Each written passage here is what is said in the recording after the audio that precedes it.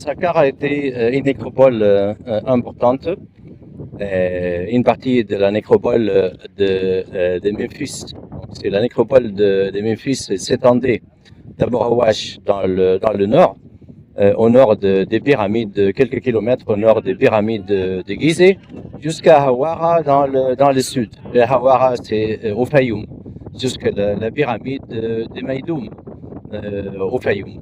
Donc c'était une grande nécropole qui avait de quatre nécropoles importantes. Saqqara, c'est une de ces nécropoles importantes. Son histoire, mais c'est la plus importante, on dit que parce que son histoire remonte à la première dynastie.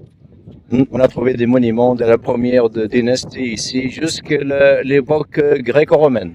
Non, les Égyptiens ont continué de creuser des tombes, de construire à Saqqara de la première dynastie jusqu'à l'époque gréco-romaine. Son nom, elle vient du nom des dieux Sokhara. Sokhar, c'est un dieu des morts, représenté corps d'homme avec une tête de faucon. C'est un des dieux des morts.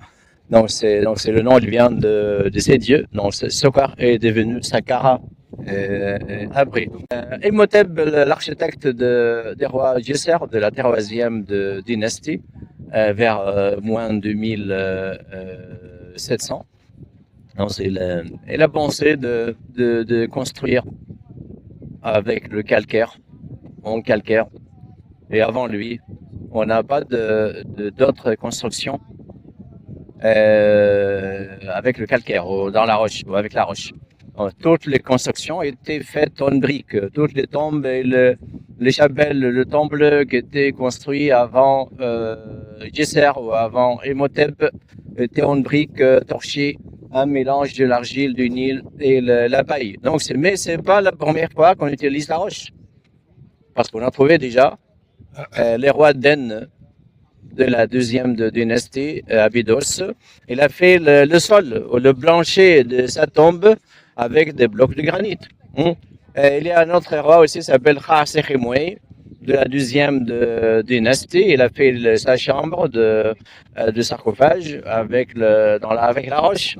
Mais on parle le premier grand bâtiment fait avec la roche, c'est en calcaire, c'est la pyramide à degrés de Djesser et son ensemble funéraire. Comme on a parlé que donc Imhotep était un architecte intelligent, quelqu'un de talent. Il n'était pas un architecte seulement, mais il faisait plusieurs métiers.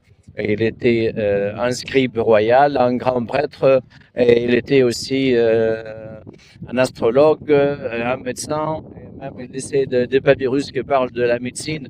Donc c'est à l'époque gréco-romaine, quand ils ont traduit ces textes, ils sont considérés Imhotep comme un dieu de la médecine. On a ici donc c'est l'entrée de la complexe de Djesser.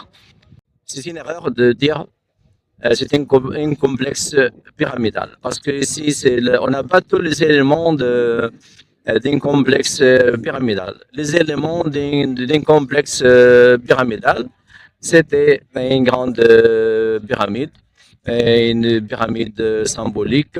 Donc c'est un temple funéraire, un temple de la vallée, les barques. Donc on n'a pas trouvé ni les barques, ni le temple de la vallée. On n'a pas un temple de la vallée, on n'a pas le barque, donc manque beaucoup des éléments d'un complexe pyramidal. Non, ici c'est correct, on dit un complexe funéraire.